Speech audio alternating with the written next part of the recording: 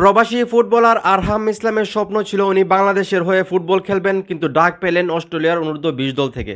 যেই খেলোয়াড়ের স্বপ্ন ছিল যে বাংলাদেশের হয়ে উনি মাঠে নামবেন, সেই খেলোয়াড়কে অস্ট্রেলিয়ার অনূর্ধ্ব-20 দলের মূল দলে রাখা হয়েছে। একটাবার চিন্তা করে দেখেন, এই আরহাম ইসলাম কিন্তু বাংলাদেশের যে অনূর্ধ্ব-17 দল আছে সেখান থেকে কিন্তু উনি দেশের হয়ে খেলেছেন, এবং উনি কিন্তু জাতীয় দলে খেলার জন্য ট্রায়ালও দিয়ে গেছেন।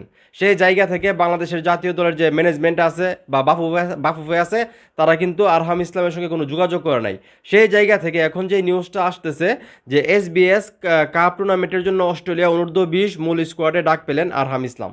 মানে অস্ট্রেলিয়ার অনূর্ধ্ব-20 মূল দলের জন্য ডাক পাইছেন যে খেলোয়াড়, সেই খেলোয়াড়কে বাংলাদেশে আসলে ওনার সঙ্গে যোগাযোগই করে নাই, বা ওনাকে যে দলে নিতে হবে, বা যেহেতু উনি অনূর্ধ্ব-17 দলে অলরেডি খেলছে, মানে ওনাকে আসলে রানিং করানো হবে কিনা, বা ভবিষ্যতে ওনাকে কীরকম ফেসিলিটি দেওয়া হবে, ওনাকে জাতীয় দলে খেলার সুযোগ করে দেওয়া হবে কিনা, ওনার সঙ্গে কোনো ধরনের কমিউনিকেশনই করা নাই। আর এখন ওনাকে অস্ট্রেলিয়ার 20 দল, মানে অনূর্ধ্ব-20 দলে ওনাকে মূল স্কোয়াডে রাখা হইতেছে। তো একটা খেলোয়াড়কে অস্ট্রেলিয়ার মতো একটা টিমে যদি অনূর্ধ্ব-20 যদি নেওয়া হয়, তাহলে চিন্তা করে দেখেন সেই খেলোয়াড়টা কতটা আসলে যোগ্যতা সম্পন্ন, ঠিক না? তার যদি যোগ্যতা না থাকতো, তাহলে অস্ট্রেলিয়া এত বড় একটা দেশ, সেই দেশে বাংলাদেশের একজন প্রবাসী ফুটবলারকে অনূর্ধ্ব-20 দলের মূল স্কোয়াডে রাখা হইতেছে, মানে ওনাকে অবশ্যই খেলাবে। সেই জায়গা থেকে আমাদের বাংলাদেশে তার সঙ্গে কোনো যোগাযোগই করা হয় নাই। মানে অনূর্ধ্ব-17 দলেই সে খেলতে পারবে কিনা সেটার কোনো গ্যারান্টি নাই। সেই জায়গা থেকে আসলে উনি তো, আমার মনে হয় না যে বাংলাদেশের হয়ে খেলার ওনার সুযোগ আছে, বা ইচ্ছা থাকলেও আসলে সম্ভব না।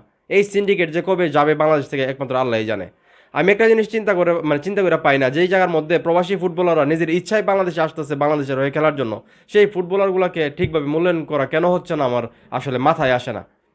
আমার বিশ্বাস, যদি এই সিন্ডিকেটটা ভেঙে এই প্রবাসী ফুটবলারগুলোকে যদি সঠিকভাবে মূল্যায়ন করতে পারি আমরা, বাংলাদেশ দলটা অবশ্যই শুধু জাতীয় দল না, অনূর্ধ্ব-17 বলি, 18 বলি, 19 বলি, 20 বলি, প্রত্যেকটা দলে কিন্তু প্রবাসী ফুটবলারদেরকে সুযোগ দেওয়া যায়। সেই জায়গা থেকে কিন্তু প্রত্যেকটা দলই কিন্তু ভালো হয়।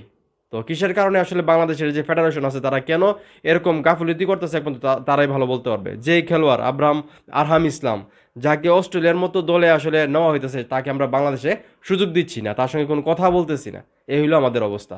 তো এই যে আরহাম ইসলামকে অস্ট্রেলিয়ার অনূর্ধ্ব-20 দলে আসলে মূল স্কোয়াডে রাখা হইতেছে, এবং উনি যদি সেই স্কোয়াডে খেলে ফেলে বা অস্ট্রেলিয়ার হয়ে খেলে ফেলে, তাহলে কিন্তু উনি বাংলাদেশের হয়ে খেলতে পারবেন না, সেটা আপনারা ভালো করেই জানেন। তো এই জিনিসটাকে আপনারা কীভাবে দেখতেছেন?